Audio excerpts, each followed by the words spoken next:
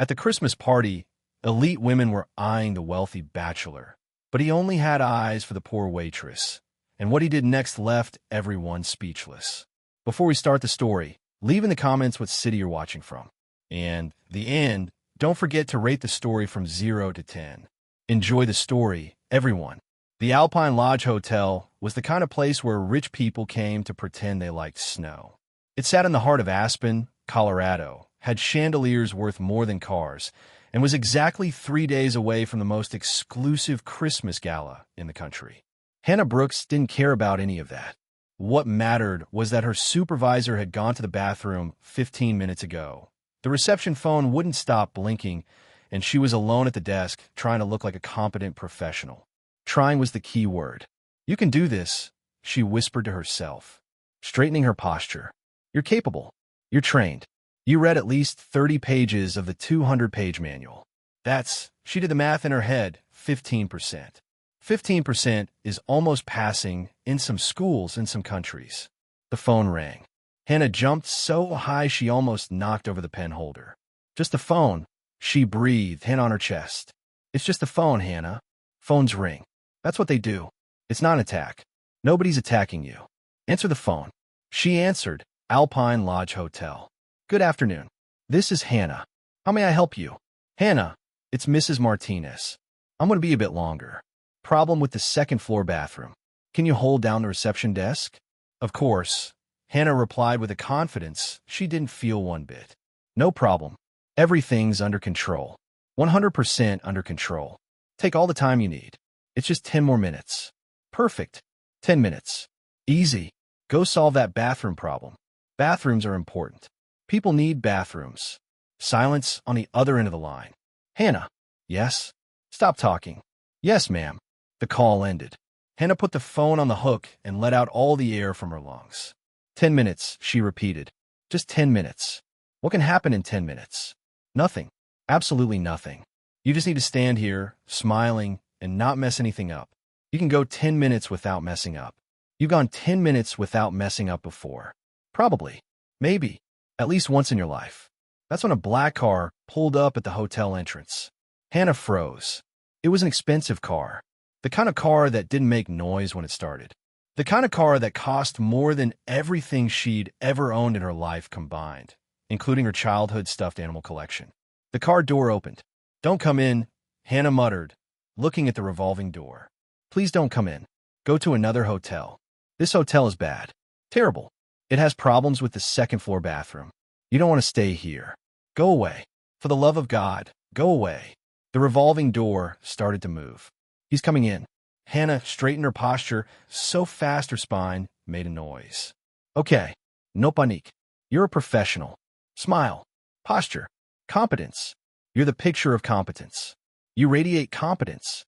The man walked through the door, and Hannah forgot how to breathe. He was tall. He had broad shoulders, dark hair slightly tousled by the wind, and wore a simple coat that somehow looked like it cost a fortune. Sunglasses covered his eyes. No large suitcase. Just a carry-on bag. No assistant. No security. No entourage. Just him, walking toward the desk. Walking toward her. "Good afternoon," Hannah said. Her voice came out 2 tones higher than it should have. "Welcome to the Alpine Lodge Hotel. My name is Hannah. How can I help you on this wonderful day?" She'd never called a day wonderful in her life. The man stopped in front of the desk and took off his sunglasses. Hannah discovered his eyes were blue. Very blue. Too blue. The kind of blue that made a person's brain have a blue screen of death. "Thank you," he said. "I have a reservation." "Reservation," Hannah repeated as if it were the most fascinating word in the English language. "Yes, reservations. We have many. That's literally our job. Making reservations and honoring reservations. Reservations are very important to us here at the Alpine Lodge." She needed to stop talking. Why couldn't she stop talking? "What's the name?" she asked, fingers already positioned on the keyboard. "Whitaker. Ryan Whitaker. Kannatai Whitaker." The computer found nothing. "Just one moment," she said, smiling. "The system is a little slow today." She deleted and typed again, WHYTAKER. Nothing. "Our system is very modern," Hannah continued. The smile started to hurt. "Very modern. State of the art. It's just having a moment.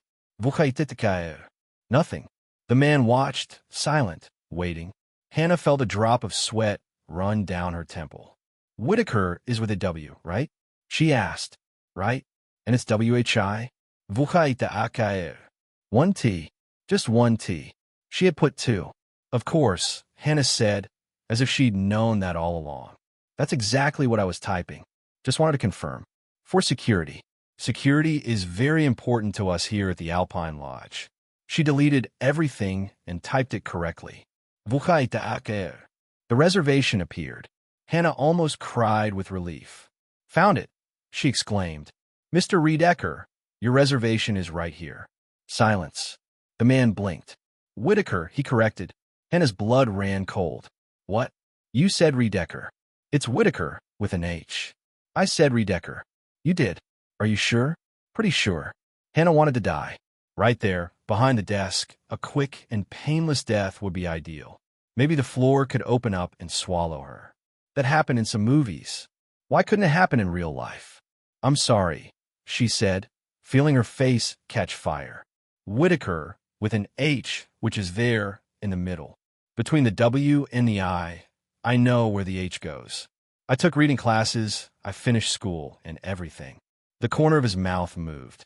It was quick, almost imperceptible, but Hannah saw it. He was trying not to laugh. Let me just... She looked at the screen, desperate to change the subject, confirm the details. Mountain Suite. 5 nights. Check out on December 26th. Everything's correct, Mr. Whitaker. Was it? She pronounced the name with excessive care. Each letter, as if she were diffusing a bomb. Not bomb. That word was forbidden. As if she were doing something very delicate and important. That's correct, he confirmed. Great. Perfect. Wonderful. Hannah bent down to get the room T card and hit her forehead on the drawer.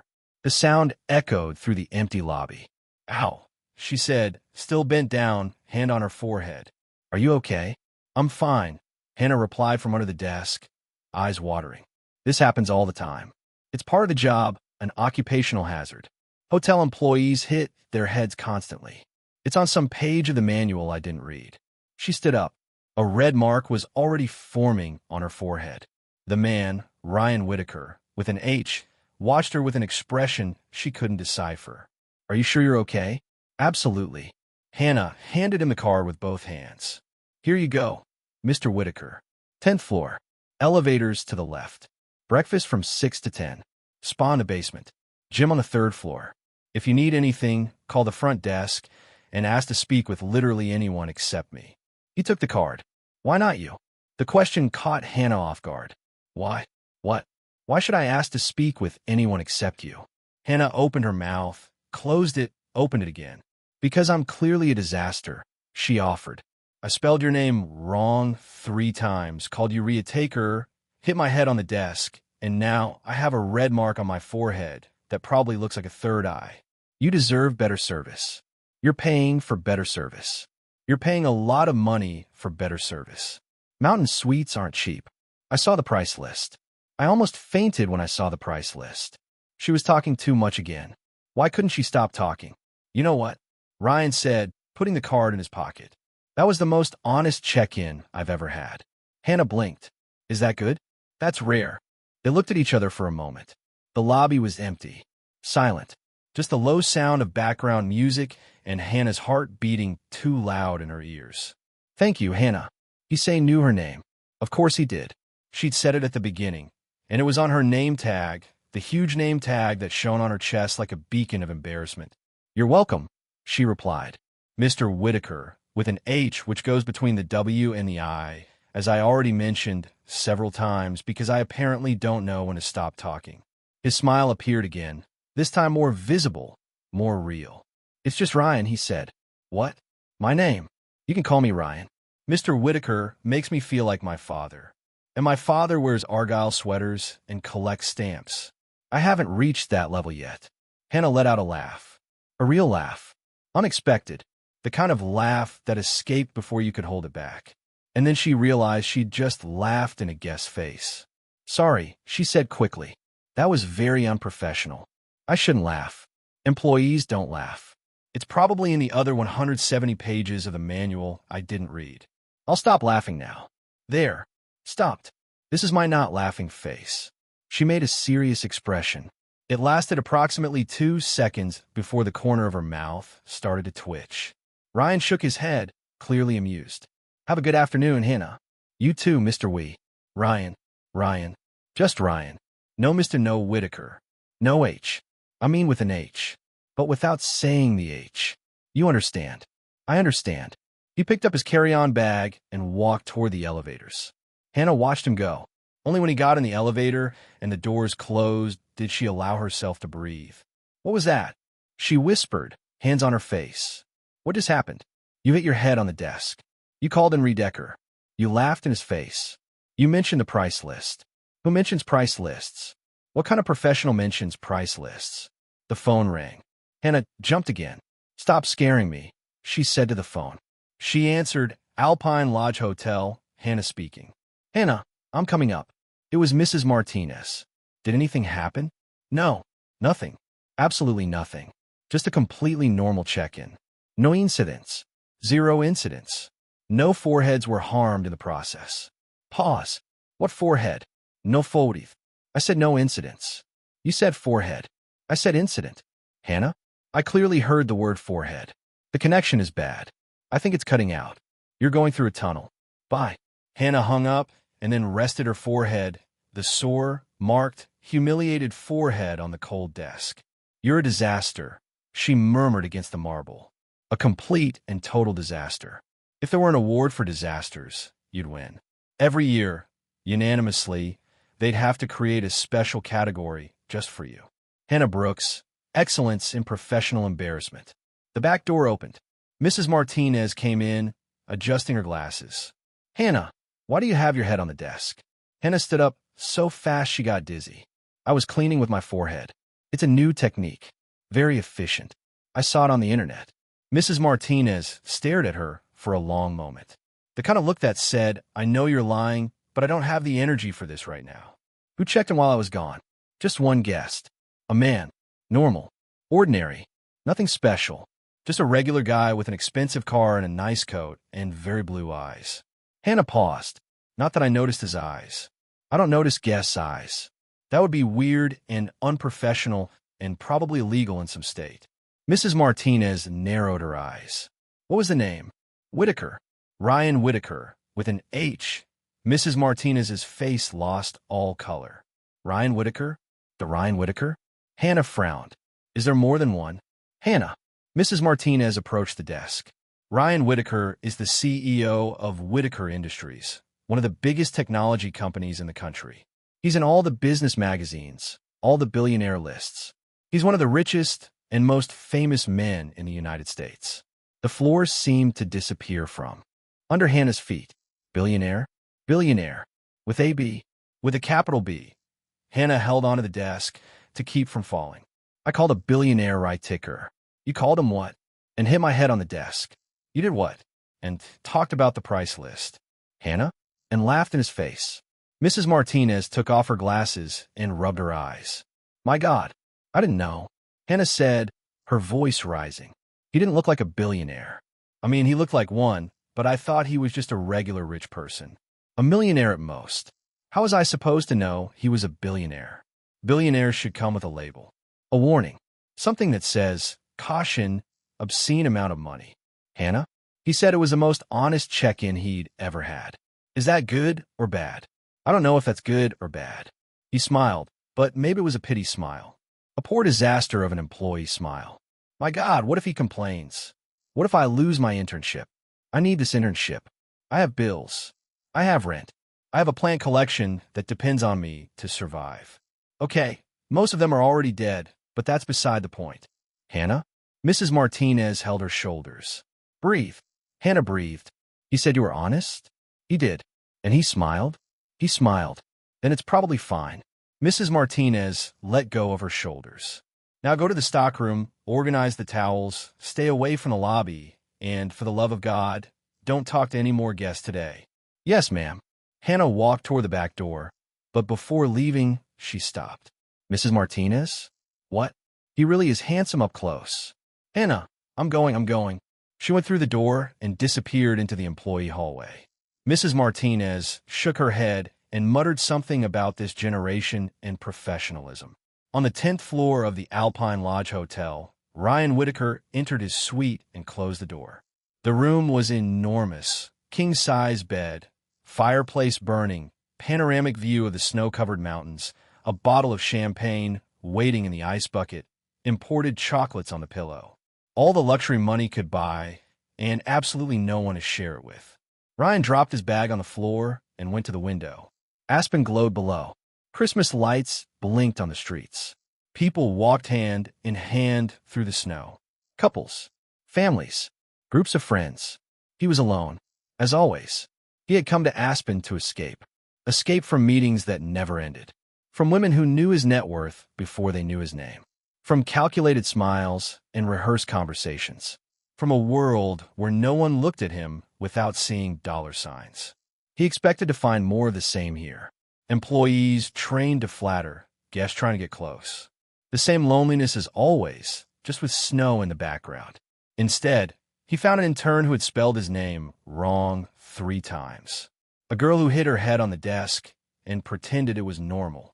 An employee who admitted she hadn't read the hotel manual. A person who looked at him and didn't see a billionaire. Just a guest. Just a man. Just Ryan. With a Y. He let out a low laugh. Redecker. She called him Redecker. And when was the last time someone had made a mistake like that around him?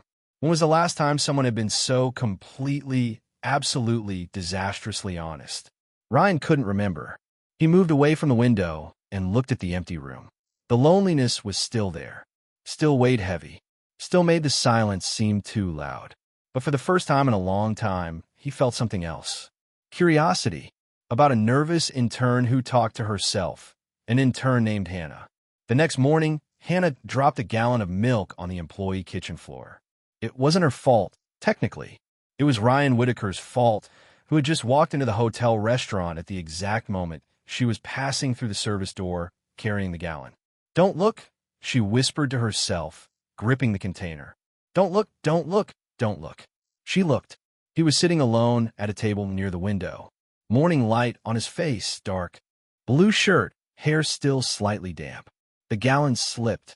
The milk spread across the floor like a public declaration of incompetence. No, Hannah moaned, looking at the white puddle at her feet. No, no, no. Hannah, the chef appeared in the doorway. What happened? Gravity, she replied, already grabbing the cloth. Gravity happened. It's a very sneaky force, always pulling things down. Someone should do something about it. She cleaned the floor in record time, threw the cloth in the basket, and fled to the stockroom before anyone could ask more questions. The door closed behind her. You're ridiculous, Hannah said to a shelf of towels. Completely ridiculous. He wasn't even looking at you. He was having coffee. People have coffee. It's a normal activity. You can't have a breakdown every time you see the man having coffee. He's staying here for 5 days. That's a lot of breakfasts. You need to get control of yourself. She took a deep breath. Controlled. I'm controlled. Completely and totally controlled. The stockroom door opened. Ryan Whitaker was standing there. Hannah let out a scream. Sorry, he said, raising his hands. Didn't mean to scare you. You didn't scare me, Hannah replied, hand on her chest, heart trying to escape through her ribs. That was a welcoming scream, a hospitable scream, very common in luxury hotels. He looked around the stockroom. I was looking for the bathroom. The bathroom isn't here.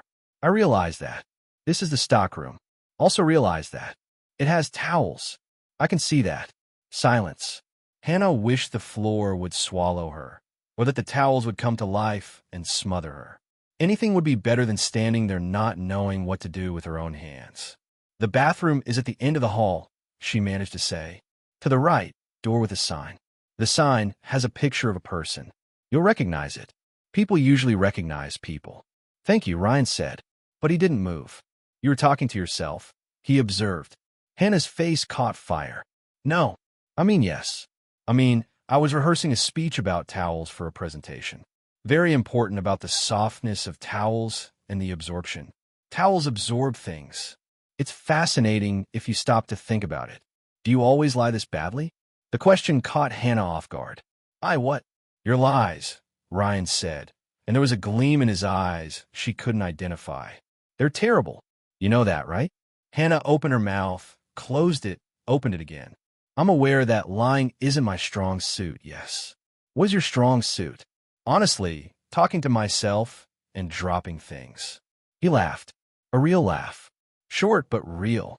And Hannah felt something strange happen in her chest. Like someone had turned on a light in a room she didn't even know existed. I'm going to. She pointed at the door. I have to. Towels. Organize. Work. Of course. She walked past him, or tried to. The space between Ryan and the shelf was smaller than it looked. She had to turn sideways. Her shoulder brushed against his arm. Sorry, Hannah murmured, without looking up. No problem. She left the stockroom practically running. The second encounter happened in the elevator. 3 hours later, Hannah got in, carrying a stack of sheets, so high she could barely see over it. She pressed the fourth floor button with her elbow. The doors started to close. A hand appeared. The doors reopened.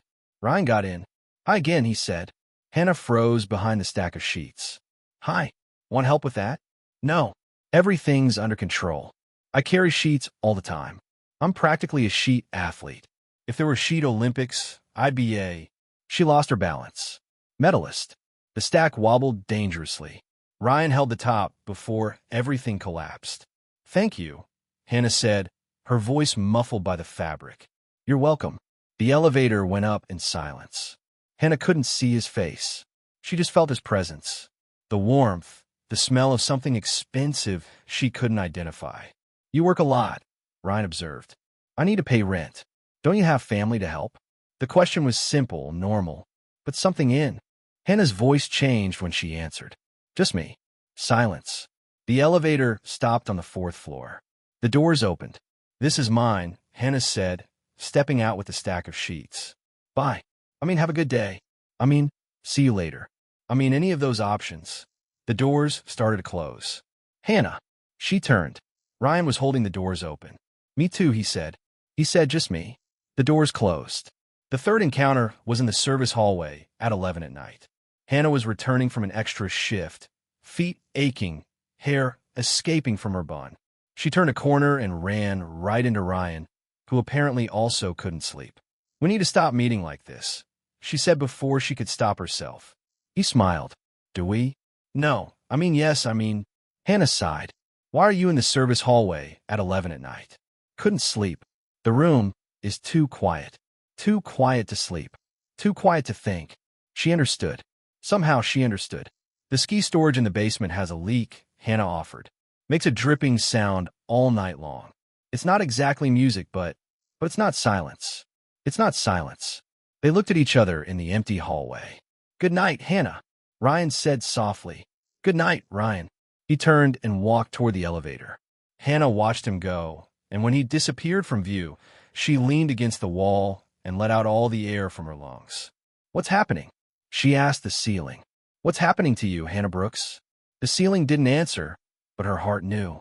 On the 10th floor, Ryan entered the luxury room and closed the door. A huge bed waited. Empty. Cold. He went to the window and looked at the snow outside. 3 encounters in one day. With a clumsy intern who talked to herself and lied terribly. It should be annoying. It wasn't. Ryan pressed his forehead against the cold glass, and for the first time in a long time, the silence didn't feel so heavy, because now he had something to look forward to the next day. Hannah was almost managing to pretend it was normal to talk to a billionaire in the hallway at 11 at night. Almost. Until that morning in the lobby, when everything fell apart. She was organizing the brochures at the reception desk when a group of 4 women entered the hotel. Expensive clothes.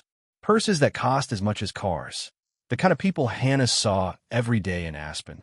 But these are different because when Ryan Whitaker crossed the lobby toward the restaurant, all 4 stopped walking at the same time, as if someone had pressed a pause button. My God, one of them whispered, it's him. A man who has security. Real security. To keep people away. And you were there offering information about leaks like it was a local tourist tip.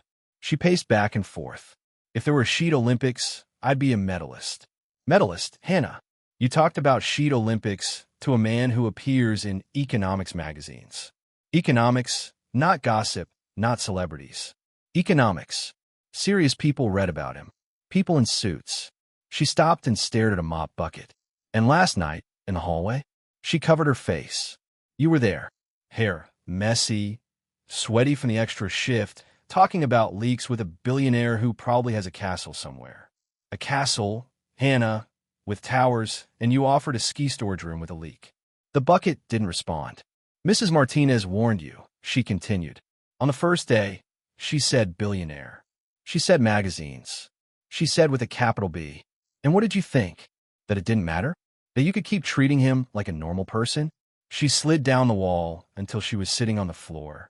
He's not normal, Hannah. He's the kind of person rich women chase at galas. The kind who appears on lists. The kind who marries heiresses with important last names. And what are you? Silence. You're the girl who recommends leaks. The door opened. Hannah stood up so fast she got dizzy. It was Ryan. Again. In the storage room. Again.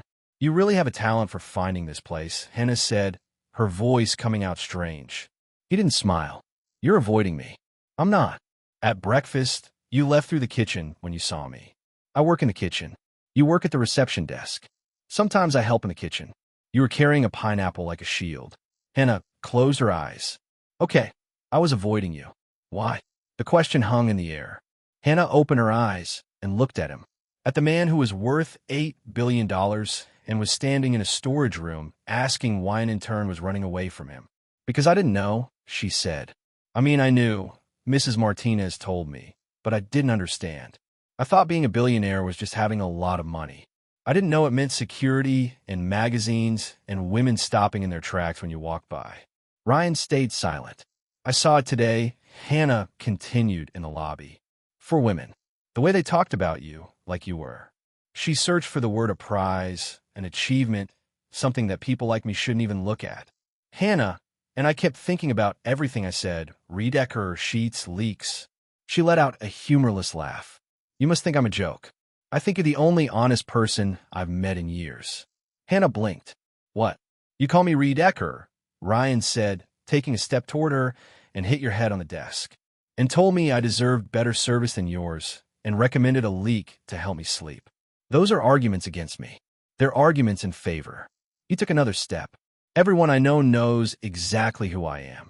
They research before talking to me, rehearse what they're going to say, calculate every word. Another step. You call me Rhea Taker.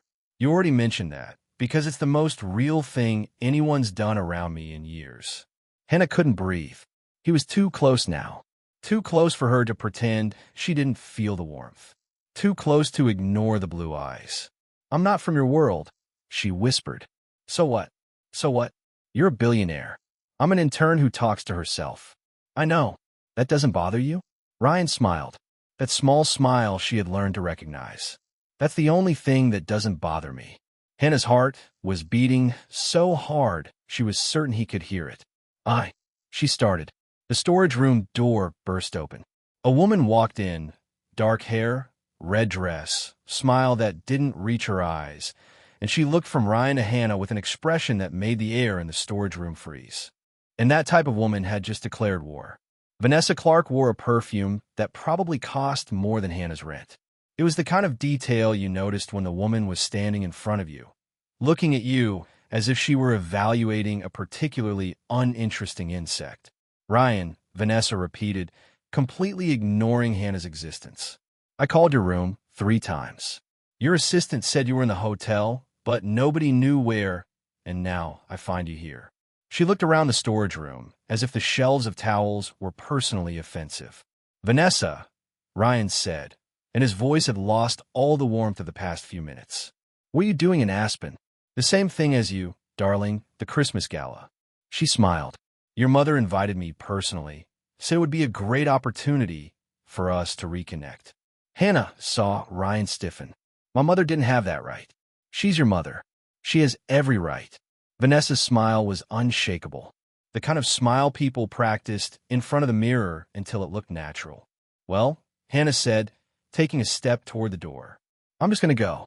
I have towels to fold. Lots of towels. An impressive amount of towels. Excuse me. She tried to get past Vanessa. Vanessa didn't move. How long have you worked here? The question came softly, casually, like a knife disguised as a silk handkerchief. 6 months, Hannah answered. I'm an intern. Intern. Vanessa savored the word. How charming. And does your internship include private conversations with guests in storage rooms? Hannah's face caught fire. I was just. She was helping me. Ryan interrupted with a hotel matter. Vanessa raised a perfectly shaped eyebrow. In the towel storage room? It was a towel-related matter. A towel matter that required the two of you to be alone in a closed space. It was a very complex towel matter. Hannah wanted to laugh and cry at the same time. Ryan Whitaker, billionaire, CEO, was inventing a towel emergency to protect her. Of course, Vanessa said finally towel matter. She turned to Ryan. Well, now that the matter is resolved, can we have lunch? The restaurant here has an acceptable wine list. Ryan didn't move. I already had lunch. It's 10 in the morning. I had an early lunch. Then coffee. Already had coffee. A second coffee. I am avoiding caffeine. Hannah was watching what could only be described as a verbal tennis match, and Ryan was winning through pure stubbornness. Ryan, Vanessa said, her voice with a note of steel. We have a lot to talk about. Your mother is worried. This isolation phase of yours isn't healthy. She took a step and placed her hand on his arm. The hand climbed up Ryan's arm like a spider with painted nails. Hannah felt something tighten in her chest. I need to go, she said, her voice coming out lower. Excuse me. She passed Vanessa, opened the door, and left. She didn't run, but almost. In the employee kitchen, Melissa Rodriguez was finishing her third coffee of the day. Melissa was 27 years old, had worked at the Alpine Lodge for 4 years, and had a special talent for two things: making gossip last and telling truths nobody wanted to hear. She was the kind of coworker you avoided when you wanted peace and sought out when you needed information. Hannah walked into the kitchen, looking like she'd seen a ghost. Wow, Melissa said, lowering her mug. Who ripped out your soul? Nobody. You're white? That's my natural color. Your natural color is pink. Now you're like paper, like milk, like... I get it. Melissa narrowed her eyes. Does this have to do with the guest on the 10th floor? Hannah froze. No. Lie. How do you know? Because you make that face every time someone mentions him. Melissa crossed her arms. And because I saw a woman in red going into the storage room after you. Tall. Dark hair. Villain face. Hannah leaned against the wall. Vanessa something. Seems like she knows Ryan. Knows him how? I don't know. His mother invited her to the gala. Melissa whistled low. Official family suitor? Apparently. That's complicated. It's not complicated. There's nothing to complicate. He's a guest. I'm an employee. Melissa let out a laugh. Hannah. The man asked for you by name for room service. That was Hannah from Towels. Those were his exact words. He called the front desk and specifically asked for Hannah from Towels. Who does that? Someone polite. Someone interested. Melissa. And that wasn't all. Melissa raised her fingers to count. He looked for you in the storage room. Twice. He invented a towel emergency to defend you. And according to Carla from housekeeping, he asked what your work schedule was. Hannah's eyes widened. He what? Asked about your schedule. To Carla. Who told me? Who's telling you now? You're welcome. That doesn't mean anything. It means a billionaire is interested in you. Billionaires don't get interested in interns. This one clearly is. Hannah shook her head. It doesn't matter. That you saw the woman in red. That's his world. People who have wine lists memorized. People his mother approves of. I'm the girl who recommends leaks. Melissa was silent for a moment. Be careful, okay? She said more gently. Those kinds of people, they don't live in the same world as us, and when they leave, we're the ones left picking up the pieces. Hannah swallowed hard. I know, but you don't believe it. She had no answer. Because Melissa was right. That night, Hannah was leaving her shift when she saw Vanessa in the lobby. The woman was sitting in a velvet armchair, legs crossed, a drink in her hand. She looked like a bored queen observing her subjects. When her eyes met Hannah's, she smiled. Not a polite smile. A smile of promise. Hannah looked away and walked toward the exit. But before reaching the door, she heard Vanessa's voice, clear and crystalline. Sweetheart? Hannah stopped. I saw you looking at him. Hannah's heart raced. I don't know what you're talking about. Vanessa took a sip of her drink. Of course you do. and I'm going to give you some advice, woman to woman. She placed the glass on the table. Ryan Whitaker isn't for people like you. He's for people like me. The sooner you understand that, the less you'll suffer. Hannah felt her face burn. I'm just an employee. Then act like one. Vanessa's smile didn't waver. Hannah turned and left the hotel. The freezing aspen air hit her face, but she barely felt it because Vanessa's words were burning more than any cold. And the worst part was that, deep down, Hannah thought she was right. Hannah spent 2 days avoiding Ryan Whitaker, as if her life depended on it. And considering her job definitely depended on it, it wasn't exactly an exaggeration. She switched shifts with Melissa, used stairs instead of elevators, developed an almost supernatural ability to sense when he was about to enter a room and leave through another door. On the 3rd day, she thought she had won. She was wrong. You're avoiding me. Hannah jumped so high she dropped the roll of paper towels she was holding. The roll fell to the floor and rolled down the service hallway, as if it were trying to escape the situation too. Ryan was standing in the doorway, arms crossed, eyebrow raised. I'm not, Hannah said, running after the paper towels. I'm busy, very busy, extremely busy. I've never been this busy in my life. You switched shifts 3 times. Flexible scheduling. It's a quality of mine. You walked down 14 flights of stairs yesterday. Exercise. Very healthy. Good for the legs. You hid behind a plant when you saw me in the restaurant. Hannah froze with the paper towels in her hand. It was a very interesting plant. It was a cactus. Cacti are fascinating. You stayed there for 20 minutes. I was studying photosynthesis of cacti. Ryan took a step toward her. Do cacti photosynthesize differently from other plants? They do. Probably.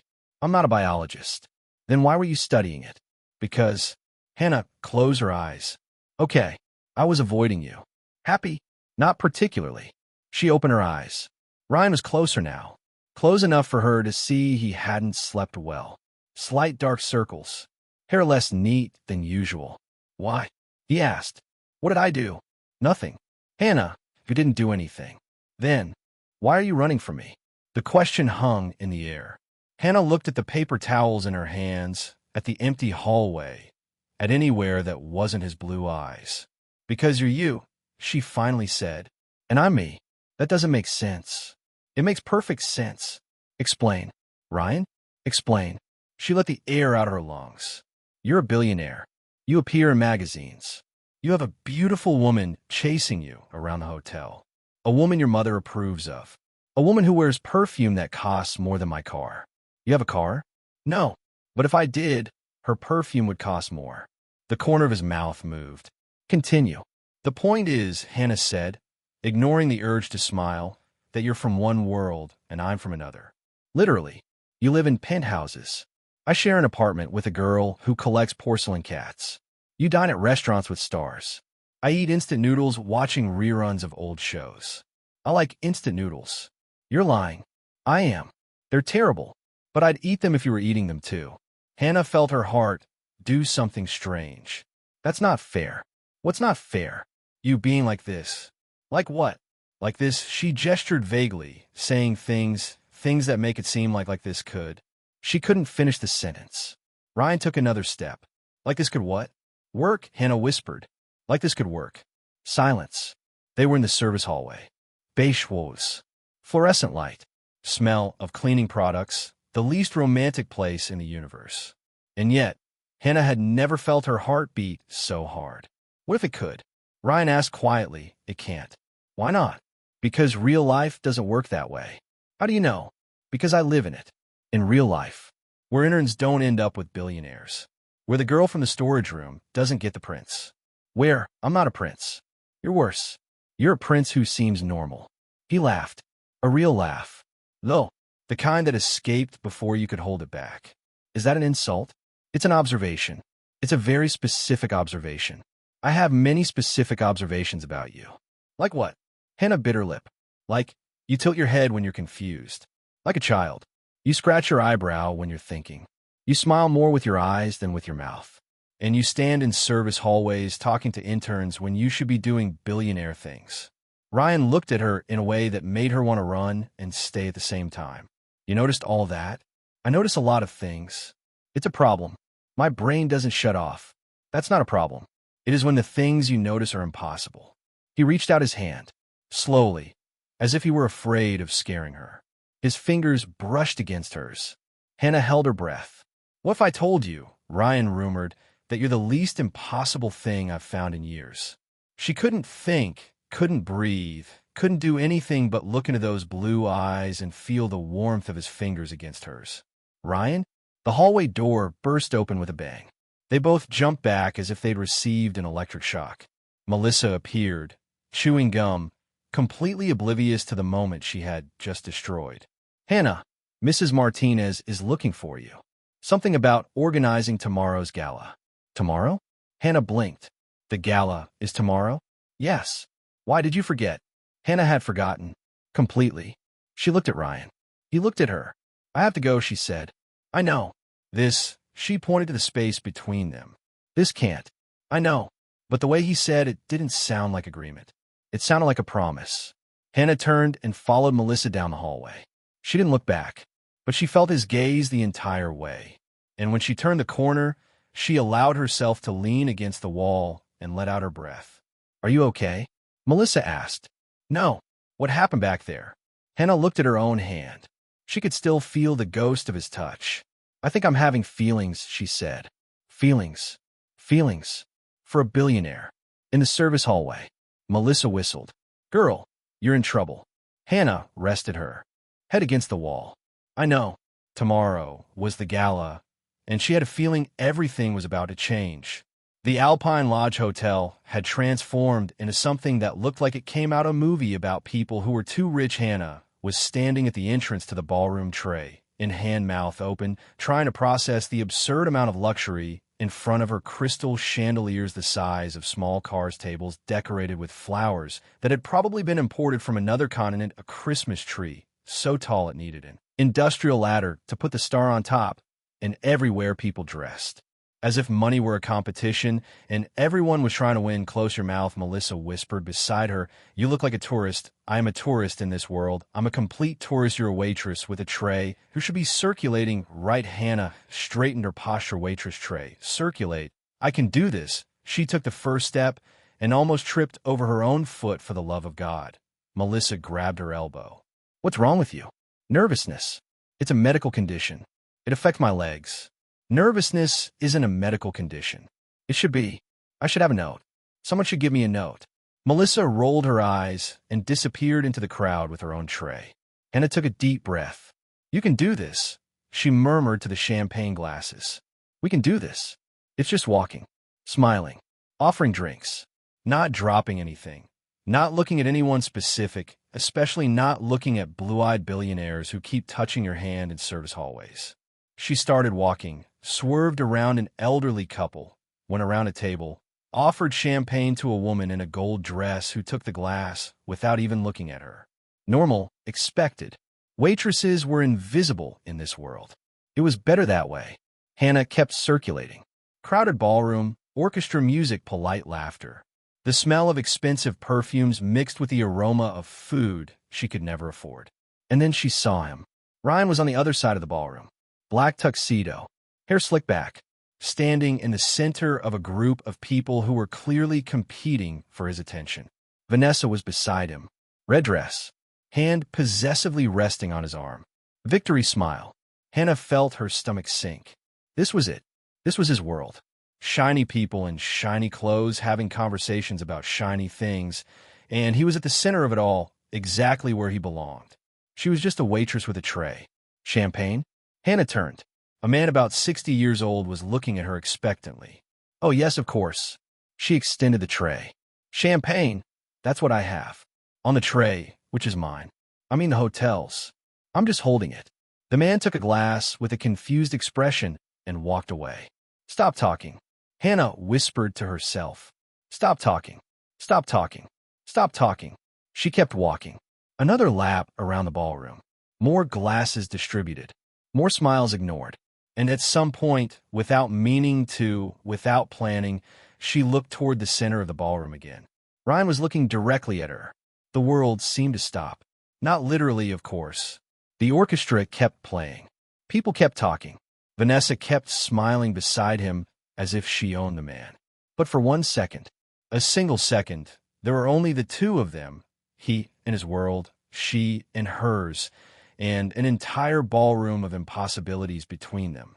Ryan moved his lips, without sound, but Hannah could read it. "Hi." She felt her face heat up, and before she could control herself, she responded the same way. "Hi." Vanessa noticed. Hannah saw the exact moment when the woman's eyes followed Ryan's gaze. Saw her smile freeze for a fraction of a second.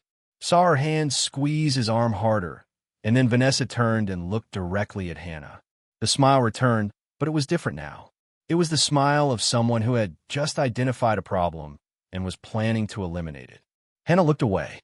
Her heart was beating so hard she was certain the champagne glasses were shaking. "Circulating," she murmured. "I should be circulating. Waitresses circulate. That's what waitresses do, circulate. Walk, not stand around staring at billionaires while their girlfriends plan murder." She turned and walked in the opposite direction. Fast, focused, professional, and tripped over a light cord on the floor. The tray wobbled dangerously. The glass slid. Hannah made a movement that could only be described as desperate attempt to avoid disaster, and managed, miraculously, to balance everything before anything fell. "Who?" she whispered. "Are you okay?" The voice came from behind her. Hannah froze. She knew that voice. She turned slowly. Ryan was there. He had crossed the entire ballroom, left the group of important people, left Vanessa behind. And he was standing in front of her looking as if nothing else in the ballroom mattered. "What are you doing?" Hannah whispered, eyes wide. "Everyone's watching." "I don't care, Ryan. You almost fell." "I almost fall all the time. It's a characteristic of mine. It doesn't justify causing a scene." "I'm not causing a scene. You literally crossed a ballroom full of rich people to ask if a waitress is okay. That's a scene." He smiled. That small smile she had learned to recognize. The one that only appeared when he found something genuinely funny. "Then let be a scene." Hannah didn't know what to say. Behind Ryan, she could see the entire ballroom watching. Whispers starting. Eyebrows raising. Cell phones being subtly pulled out. And Vanessa, standing where he had left her, with an expression that promised consequences. "You need to go back," Hannah said quietly. Your friend is waiting." "She's not my friend." "You're whatever, the woman in red, the one your mother likes." "My mother likes a lot of things I don't like." Ryan, Hannah, they stared at each other. The ballroom kept watching, and Hannah realized with painful clarity that it didn't matter what she felt. It didn't matter what he felt. That world would never be hers. "Please," she whispered. "Go away." Something passed through his eyes. Something that looked like pain. "If that's what you want." It wasn't. God, it wasn't. But she nodded anyway. Ryan stood there for one more second. 2, 3, and then turned and walked back toward the center of the ballroom. Hannah watched him go, and when Vanessa slid back to his side with a triumphant smile, Hannah felt something inside her break. That's when Vanessa's hand accidentally bumped into a waitress passing by, and an entire tray of champagne flew toward Hannah. The champagne hit Hannah in slow motion. At least that's how it seemed. She saw the glasses tipping, saw the golden liquid forming an arc in the air, saw her entire career flashing before her eyes, and then she was drenched. The entire ballroom froze. 400 people held their breath at the same time. The orchestra stopped playing. Someone dropped a fork. The sound of metal against marble echoed like a sentence. Hannah was standing in the middle of the most exclusive ballroom in Aspen, covered in champagne, holding an empty tray, wishing the floor would open up and swallow her. "Oh my God," she heard someone whisper. "Poor thing," said another voice. "Who is that?" asked a third. Hannah wanted to answer. "Nobody. I am nobody. Please go back to ignoring my existence." But her mouth wasn't working. Actually, nothing was working. Vanessa took a step forward, hand on her chest, expression of horror perfectly rehearsed. "Oh dear," she exclaimed, loud enough for the entire ballroom to hear. "What a disaster. I tried to move out of the way, but you just appeared out of nowhere." Hannah blinked. The champagne was dripping down her face, down her uniform, down what was left of her dignity. She started. "These things happen," Vanessa continued, the pity smile so fake it should have come with a warning label. "You should be more careful where you walk." Hannah's brain finally started working again, and the first thing it did was go into panic mode. "I'm sorry," she said, looking at the empty tray. "I'm so sorry, very sorry. Trey, I apologize. You didn't deserve this. No trae deserves this." She looked at the floor. "Floor, sorry to you too. And glasses, poor glasses. They were so beautiful. They had their whole lives ahead of them, full of champagne, making rich people happy, and now they're—" "Hannah?" Mrs. Martinez's voice cut through the air. Hannah looked up. Her supervisor was standing 3 meters away, her owl glasses gleaming under the chandeliers, the expression of someone calculating exactly how many forms of termination existed. "In my office," Mrs. Martinez said now. "Yes, ma'am. Of course, I'll just—" Hannah looked around. "Clean up? Should I clean up? I probably should clean up. Can't leave champagne on the floor. Someone might slip. That would be a lawsuit. Lawsuits are bad, for the hotel and for me, especially for me." "Hannah? I'm going. She took a step, and that's when she heard the voice. I saw what happened. The ballroom, which was already silent, became even more silent. Ryan was standing 5 meters from Vanessa.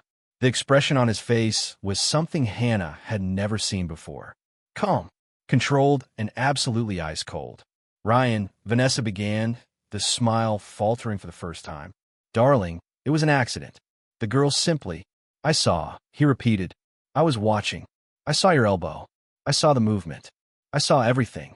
Vanessa's face lost a shade of color. "I don't know what you're talking about." "Yes, you do." Ryan took a step forward, then another, until he was standing between Vanessa and Hannah like a human wall. "It wasn't her fault," he said, turning to Mrs. Martinez. "It was a provoked accident, intentionally." The murmuring began. Whispers everywhere, cell phones being raised, the kind of scandal that would fuel gossip for months. Vanessa let out a nervous laugh. "Ryan, you're exaggerating. Why would I do something like that? Do you want me to answer that here, in front of everyone?" Silence. Vanessa looked around at the curious faces at the cell phones filming, at her reputation balanced on the edge of a knife. "This is ridiculous," she said, but her voice had lost its strength. Ryan didn't move. "The hotel staff will take care of cleaning your dress," he said, pointing to the small champagne stain that had splashed on her too. "On the house. I'm sure you'll want to compose yourself." It wasn't a suggestion. It was a dismissal. Vanessa opened her mouth, closed it, opened it again, and then, with all the dignity she could muster, she turned and walked toward the bathroom, her heels echoing in the silence. Her head held high, the smile back on her face but trembling at the edges. Hannah watched her go, and then realized everyone was looking at her. She started. Ryan turned. "Are you okay?" "I'm covered in champagne." "I know, but are you okay?" Hannah felt her eyes burn. "I'm about to be fired in front of 400 people. So no, I'm probably not okay." "You're not going to be fired. You're not my boss." "No." He looked at Mrs. Martinez. "But I can be very persuasive." Mrs. Martinez, who had watched everything with her mouth open, finally recovered the ability to speak. "Mr. Whitaker, the situation is, we need to follow protocol." "Does the protocol say anything about punishing employees for accidents they didn't cause?" "No, but then I don't see a reason for termination." Silence. Mrs. Martinez looked at Hannah, at Ryan, at the ballroom full of people filming. "Go clean yourself up," she finally said to Hannah. "Get a spare uniform. Come back when you're presentable." Hannah blinked. I'm not going to be fired. Not today. And tomorrow? Tomorrow we'll talk. Now go." Hannah didn't need to hear it twice. She turned and walked toward the back door, leaving a trail of champagne on the marble floor. But before leaving, she looked back. Ryan was still standing in the middle of the ballroom. 400 people watching. Whispers everywhere. His reputation as a private man probably in pieces. And he was smiling at her. That small smile. The one that said, "I protect you." Hannah felt something warm in her chest. Something dangerous. Something that felt a lot like hope. She pushed the door and disappeared backstage. And only when she was alone in the employee hallway did she allow herself to lean against the wall, covered in champagne, and whisper, "He defended me." Her voice trembled in front of everyone. "He defended me." And for the first time since she had set foot in that hotel, Hannah Brooks began to believe that maybe, just maybe, impossible wasn't a definitive word. Hannah was sitting on the floor of the employee locker room, still smelling of expensive champagne, when the door opened. She didn't even look up. "Melissa, I already told you. I'm fictional. I just need a minute or 60. 60 minutes alone, questioning all my life choices. I'm not Melissa." Hannah froze. She slowly raised her head. Ryan Whitaker was standing in the doorway of the women's employee locker room, in a tuxedo, completely out of place, looking at her as if finding drenched interns on the floor was the most normal thing in the world. "You can't be here," Hannah said, standing up so fast she got dizzy. "I know. This is the women's locker room. I saw the sign for employees. I saw that sign too. Then why are you here?" "Because you're here." Hannah opened her mouth, closed it, opened it again. "That's not a logical answer. It doesn't need to be logical. It needs to be true." She leaned against the wall, suddenly very aware that her hair was stuck to her face. Her uniform looked like it had survived a beverage war, and she probably smelled like fermented grapes. "You should go back to the party," she said. "The party is boring. There are 400 people there. 400 boring people. There's expensive food. Expensive food can also be boring. There's Vanessa." Ryan made a face. "That's the worst argument so far." Hannah let out a laugh. A real laugh, unexpected, that escaped before she could hold it back. "You ruined your reputation," she said. "Because of me. Everyone saw. Everyone filmed. Tomorrow it'll be on all the gossip sites. I know. Billionaire causes scene at gala to defend Waitress. I can see the headline. There'll probably be a bad picture of me too. You don't take bad pictures. You'd be surprised." Silence. Ryan took a step into the locker room. The door closed behind him. "You're shaking," he observed. Hannah looked at her own hands. He was right. "Adrenaline," she said. "Or hypothermia. Cold champagne, you know. Very refreshing. 0 stars would not recommend as a bath." He took off his tuxedo jacket. "What are you doing?" Hannah asked, eyes wide. "Giving me my jacket." "I don't need your jacket." "You're shaking." "I shake. It's a thing I do. Personal characteristic like talking to myself, or tripping over cords, or ruining Christmas galas." Ryan approached and placed the jacket over her shoulders. Hannah held her breath. The fabric was warm, smelled like something expensive and masculine, and now it was on her, as if it belonged there. "Thank you," she whispered, "for this, and for there in the ballroom, for defending me. You don't need to thank me. Yes, I do. Nobody ever," she swallowed hard, "nobody ever did that for me, stood by my side in front of everyone." Ryan was silent for a moment. "Me neither," he said quietly. Hannah frowned. "You neither what? Have someone who stand by my side. You're a billionaire. You have thousands of people who want something, people who smile to my face and talk behind my back, people who know my net worth before my name." He leaned against the wall beside her, shoulder to shoulder, the billionaire in a tuxedo and the waitress smelling of champagne. "You were the first person in years," Ryan continued, "who looked at me and didn't see a dollar sign. Who called me Redecker. Who said I deserved better service than she could offer. That was embarrassing. It was honest. It was pathetic. It was real." Hannah turned her head and looked at him. He was looking at her. Too close. Too real. "This can't work," she said, her voice shaking. "You know that, right? I'm me and you're you. They're different universes, different galaxies. I don't even know which fork to use at fancy dinners. I eat pizza on the couch watching reruns. I talk to myself in public places." Hannah? What? "You're talking to yourself now?" She closed her eyes. "See? That's what I do. I freak out. I talk too much. I complicate everything. You should run. Normal people run from me. I'm not normal. You're a billionaire." "Exactly. Normalcy was never an option." She opened her eyes. Ryan was smiling. That small smile. The one she had learned to recognize. The one that only appeared when something was genuinely true. "I don't know how to do this," Hannah whispered. "I don't know how to be the billionaire's girl. I don't know how to wear expensive dresses. Don't know how to talk to important people. Don't know how to be elegant or sophisticated or...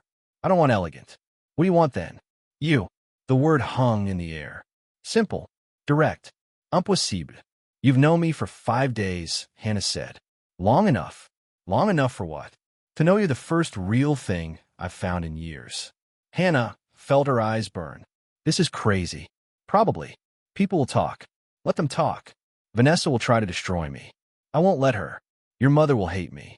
My mother hates everyone. You'll be in good company. Hannah laughed. A wet laugh, half sob, half joy.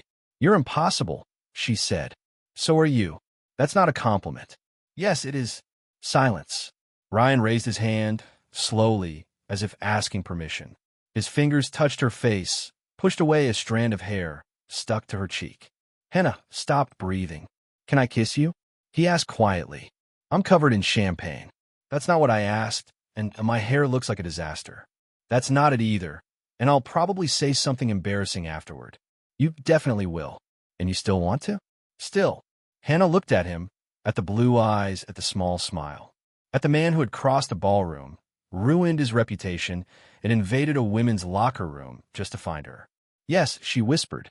And when his lips met hers, the world stopped making sense.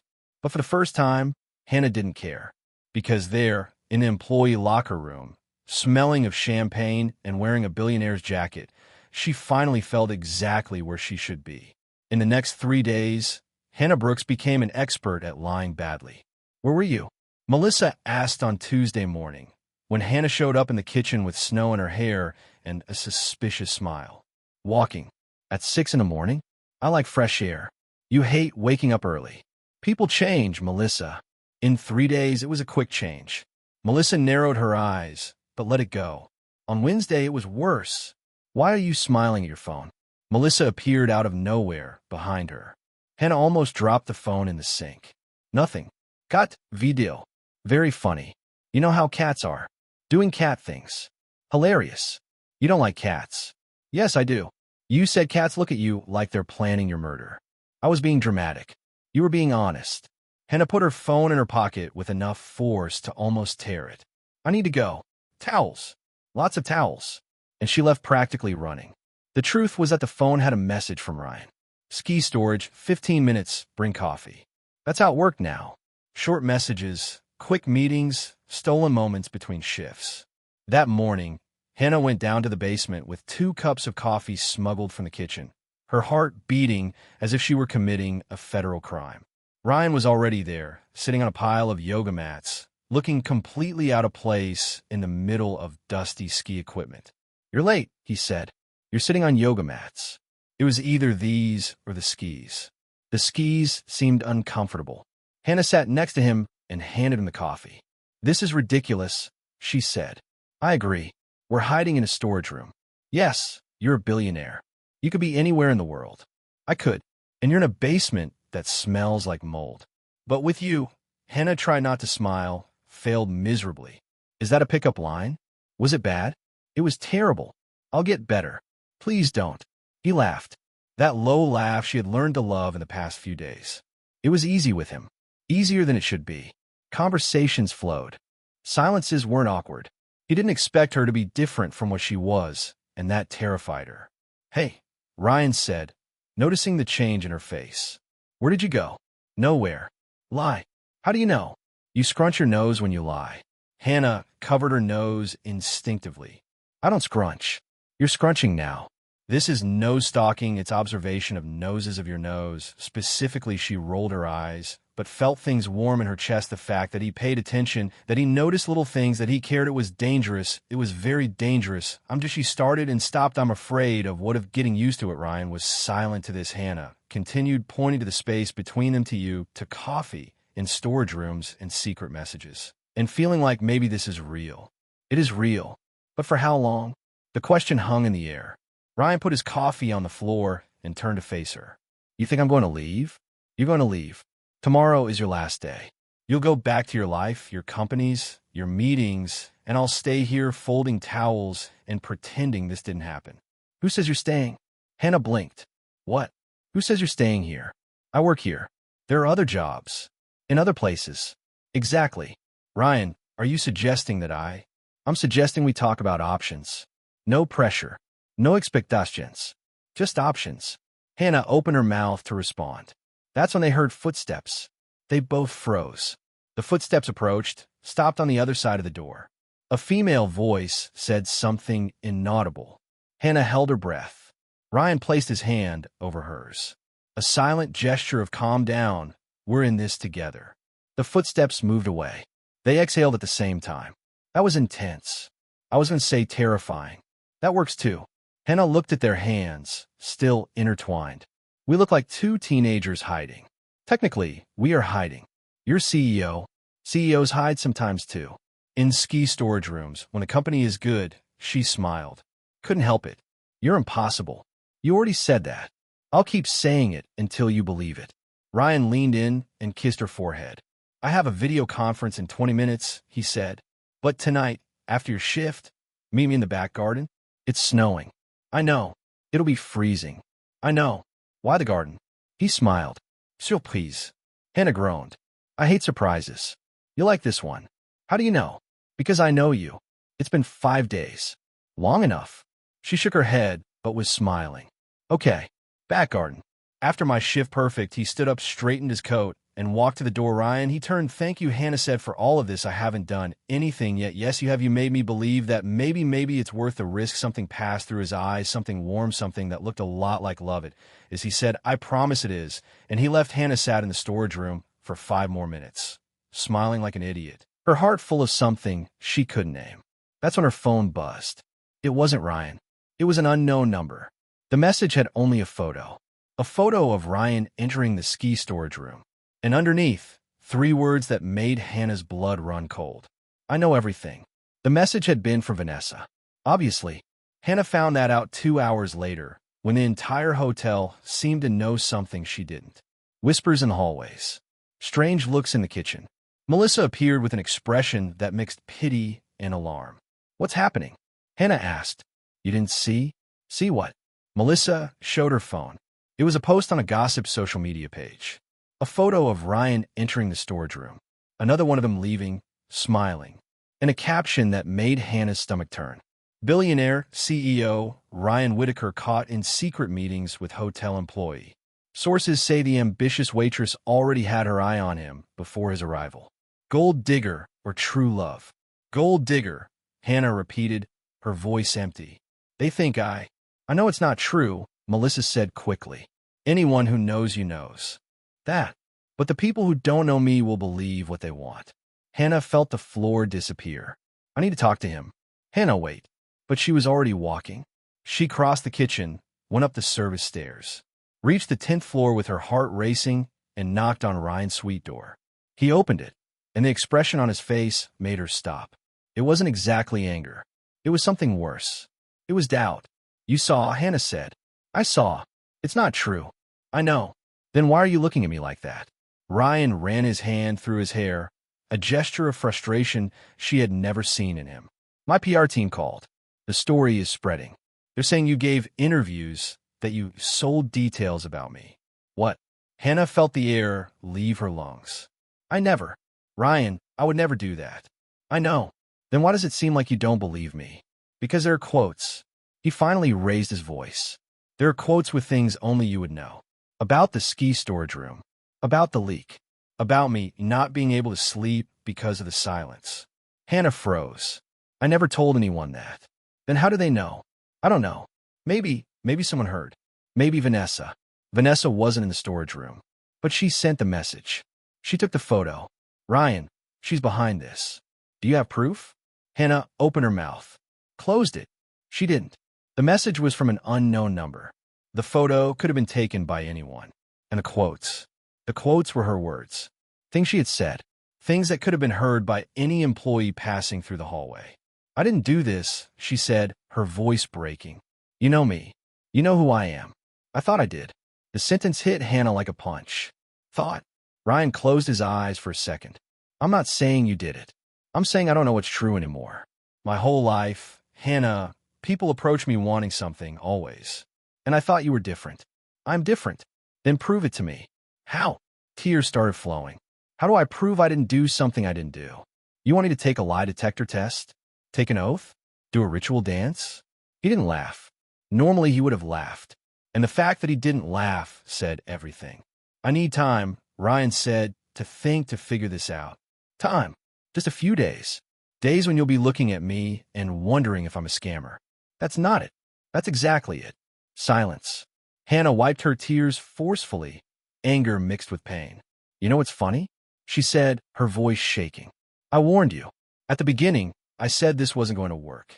That we were from different worlds. That people like you don't end up with people like me. Hannah, but you insisted. You said I was real. That I was the least impossible thing you'd found. And I believed you. She let out a bitter laugh. I believe in a fairy tale. It's not a fairy tale. It's just a complicated situation. For you, it's complicated. For me, it's my life. My reputation.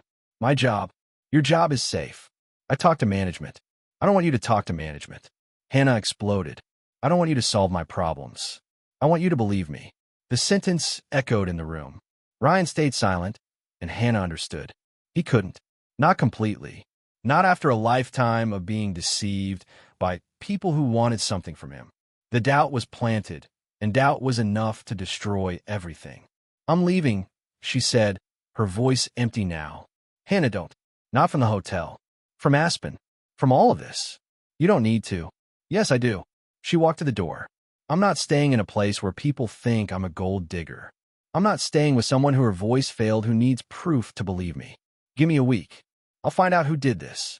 And if you don't? Silence. That was the answer. Hannah opened the door. Hannah, wait. She stopped, but didn't turn around. I'm sorry, Ryan said, for all of this. Me too. And she left. She didn't run. Didn't cry. Walked down the hallway with her head held high until she reached the service stairs. Only then did she allow herself to fall apart. The next morning, Hannah handed in her resignation letter to Mrs. Martinez. Are you sure? The supervisor asked. I'm sure. Mr. Whitaker has nothing to do with this. A lie. It had everything to do with it. But some lies were necessary to survive. 2 hours later, Hannah was on a bus leaving Aspen. The snow was falling outside the window, and somewhere in the Alpine Lodge Hotel, Ryan Whitaker was discovering she had left. No would-be, no address, nothing but a 3-word note left at the front desk. It was real. Thank you. Ryan Whitaker read the note 7 times. It was real. Thank you. 3 words. No address. No number. Nowhere to find her. He crumpled the paper. Uncrumpled it. Crumpled it again. Idiot, he muttered to himself. You're a complete idiot. The suite door opened without a knock. Vanessa walked in as if she owned the place. Navy blue dress. Victory, smile barely disguised. Ryan, darling, I heard your employee left. What a shame. Her tone had nothing of shame in it. But maybe it's better this way. Now we can focus on what really matters. Ryan looked at her, and for the first time since he'd known Vanessa Clark, he really saw her. The impeccable makeup hiding the coldness. The rehearsed smile that never reached her eyes. The ambition disguised as interest. It was you, he said. It wasn't a question. Vanessa blinked. It was you who leaked the story. You who took the photos. You who made up the quotes. Ryan, I don't know what you... Stop. The word came out sharp. Vanessa closed her mouth. I call my security team. Ryan continued. They traced the number that sent the photo to Hannah. It was a burner phone bought at a store 3 blocks from here. Paid in cash. But the store has cameras. Vanessa's smile faltered. And guess who shows up in the footage buying the phone? Silence. Your assistant, Ryan said. The same assistant who has access to the employee hallways. The same one who could easily overhear conversations and pass along information. Vanessa recovered her composure in record time. Okay. She crossed her arms. So what? I did you a favor. That girl was an opportunist. A fortune hunter. I just exposed the truth. You made up the truth. I protected you. You destroyed the only good thing that's happened in my life in years. Vanessa rolled her eyes. For God's sake, Ryan. 1 week. You met that girl a week ago. She was a waitress. An intern. Someone who probably can't even pay her own rent. And you want to tell me there was something good? Yes. You're pathetic. And you're cruel. I'm realistic. Vanessa took a step toward him. We're from the same world, Ryan. We understand the rules. Marriages are alliances. Relationships are strategies. Love is an illusion poor people invented to feel better about their mediocre lives. Ryan let out a laugh. Wow, what? I always knew you were calculating, but hearing it out loud. He shook his head. It's almost impressive the amount of cynicism in one person. Is that a compliment? It's a diagnosis. Vanessa pressed her lips together. Be careful what you say, Ryan. My family has influence. 1 word from me and your businesses on the East Coast will continue exactly as they are. Ryan smiled. You think I built a billion-dollar company by being intimidated by empty threats? They're not empty. Yes, they are. Because you need me more than I need you. And we both know it. Something passed through Vanessa's eyes. Something that looked like real anger beneath the perfect facade. You're going to regret this, she said through her teeth. The only regret I have is not seeing who you really were sooner. And who am I? A lonely person pretending she chose to be lonely. Vanessa's smile finally disappeared. You don't know anything about me. I know enough. I know you spend so much time manipulating people that you forgot how to simply be with them. I know you'll spend the rest of your life at fancy parties surrounded by people and completely empty inside. That's cruel. It's honest. You should try it sometime. Silence. Vanessa stared at him for a long moment. The mask had fallen. Beneath it, there was only a woman who had bet everything on a game and lost. Get out of my room, Ryan said. Ryan. Now. She straightened her shoulders, recomposed her smile. A weaker version, but still functional. You'll realize you made a mistake, she said, walking to the door. And when you do, I won't be available. What a shame. You're being sarcastic. I'm being honest. Vanessa opened the door. Good luck finding your waitress, she said. I hope she's worth it. She is. The door slammed. Ryan stood in the middle of the room for exactly 3 seconds. Then he picked up his phone. Marcus, he said when his assistant answered. I need a favor. Yes, sir. The hotel employee. Hannah Brooks. I need to find her. Sir, she resigned. She didn't leave contact information. Then find out. Check employment records, emergency contacts, anything. Pause. That could take some time, sir. How long? A few hours. Maybe a day. Ryan looked out the window. The snow was falling. Hannah's bus was probably already far away. Do it in hours, he said. I'll pay whatever it takes. Yes, sir. The call ended. Ryan pressed his forehead against the cold glass. She had left thinking he didn't believe her. Thinking he had chosen doubt over trust. Thinking everything they had lived wasn't enough. And he had let her. He had stood there and let her go. Idiot, he repeated to his own reflection. Complete and total idiot. His phone buzzed. A message from Marcus. Found her emergency address. Denver, Colorado. It's her mother's. Deceased 3 years ago, but the apartment is still in the family name. Ryan felt his heart race. Denver. 3 hours by car. Less than an hour by plane. He grabbed his coat and ran out of the room. In the hallway, he almost ran over Mrs. Martinez. Mr. Whitaker, she exclaimed. Where are you going? Ryan didn't stop. To fix the biggest mistake of my life, he shouted over his shoulder and disappeared down the stairs. Outside, the snow kept falling, and somewhere on the road to Denver, Hannah Brooks had no idea that a billionaire was about to drive through a storm to find her. Hannah was sitting on the floor of her mother's empty apartment, eating ice cream straight from the container, when someone knocked on the door. It was 11 at night. She was wearing flannel pajamas with a moose print, and she wasn't expecting visitors. Go away, she yelled at the door. Whoever you are, I don't want to buy anything. I don't want to talk about religion, and I definitely don't want to interact with other human beings today or tomorrow or for the rest of the month. More knocking. I have a spoon, Hannah warned, and I'm not afraid to use it. Hannah, it's me. She froze. She knew that voice. No, she said to the ice cream container. That's not possible. You're hallucinating. It's the sugar. Too much sugar causes hallucinations. Probably. You're not a doctor, but makes sense. Hannah, please open the door. You're not here, she replied out loud. You're in Aspen, in a luxury hotel, with important people doing billionaire things. You're not in the hallway of a building without an elevator in Denver at 11 at night. I climbed 6 flights of stairs. My legs are shaking. Please, open the door.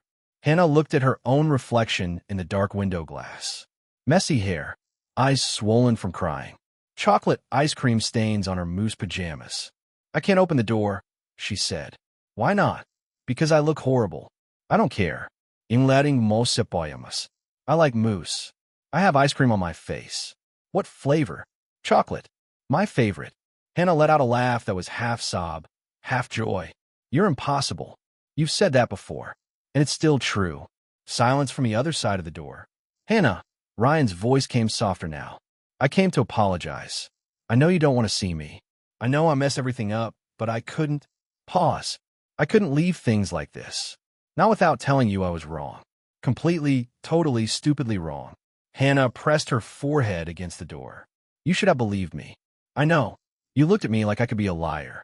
I know. That hurt more than anything. Vanessa did. I know. And I'm sorry. More than I can put into words. Silence. Hannah looked at the spoon in her hand. At the ice cream container on the floor. At the door that separated her from a man who had broken her heart. How did you find me? She asked. Your emergency address in the hotel records. That's invasion of privacy. Technically, yes. I could sue you. You could. You're a billionaire. The lawsuit would take years. Probably, and I'd lose. Probably not. I have an excellent legal team, but they told me I'm clearly in the wrong in this situation. Hannah laughed again, a wet, tired laugh. Your legal team said that?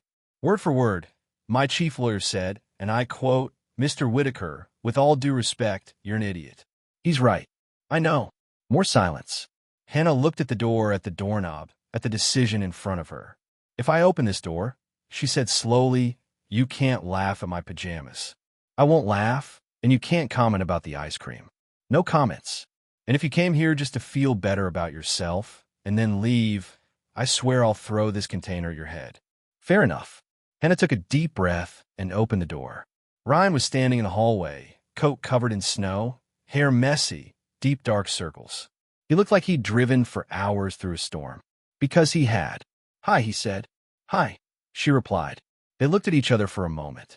He in the hallway, she in the doorway. A billionaire and a former waitress in a building without an elevator in Denver. Your pajamas are amazing, Ryan said. You said you wouldn't comment. I said I wouldn't laugh. Compliments are allowed. Hannah felt the corner of her mouth curve against her will. You're ridiculous. I know. And an idiot, I know that too. And you hurt me a lot. His expression changed. The lightness disappeared. I know, he said, more serious now, and I'll spend as much time as necessary proving you can trust me again if you'll let me. And if I don't, then I'll leave and I'll respect your decision. But before I go, I need you to know something. What? Ryan took a step forward.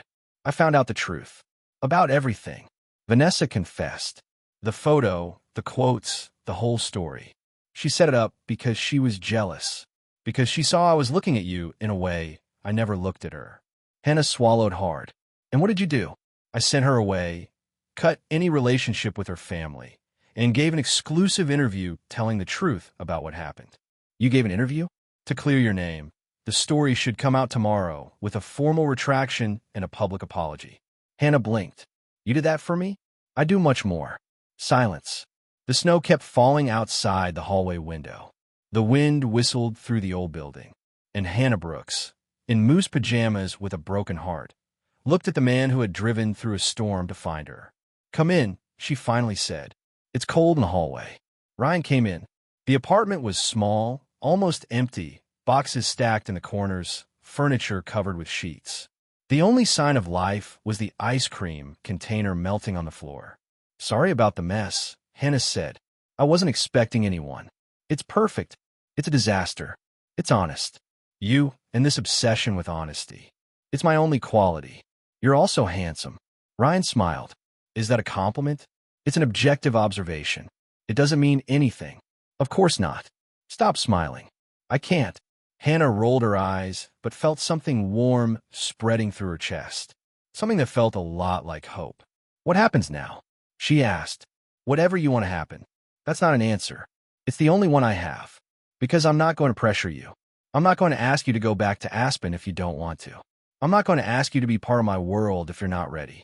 And if I'm never ready, then I'll come to your world. Hannah blinked. What? I have a technology company. I can work from anywhere. If you want to stay in Denver, I'll stay in Denver.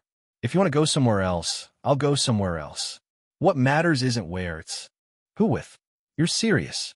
Very serious. You're willing to leave Aspen, your life, your routine? For you? Yes. But why? Ryan approached, slowly, as if asking permission with each step. Because I spent my whole life surrounded by people and feeling lonely.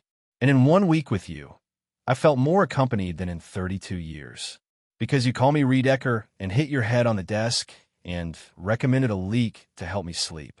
Because you're the most real person I've ever met. And I don't want to lose that. I don't want to lose you. Hannah felt her eyes burn. That sounds like a rehearsed speech. I practiced in the car. 3 hours of practice. 3 hours? The road was bad. Lots of time to think. She laughed. A wet, emotional laugh. You're impossible. But you like me this way. Unfortunately, yes. Ryan extended his hand. So give me a chance. A chance to do things right. No ruse. No expectations. Just the two of us figuring this out together. Hannah looked at his hand. At the blue eyes. At the man who had driven through a storm because he couldn't let her go. She placed her hand in his. Okay, she said. One chance. Ryan smiled, and this time Hannah smiled back. 6 months later, the Alpine Lodge Hotel was decorated for the winter season closing event. Hannah was standing in the center of the ballroom, wearing a blue dress that Ryan had insisted on buying, surrounded by people who 6 months earlier didn't even know she existed. A lot had changed. She was no longer an intern. She had gone back to college, finished her hospitality degree, and was opening her own inn in a small town in Colorado. Ryan had offered to finance it. She had refused, and after a 3-hour argument, they had reached an agreement. He would invest as a silent partner, and she would pay back every penny. They still argued about money, but now they argued together.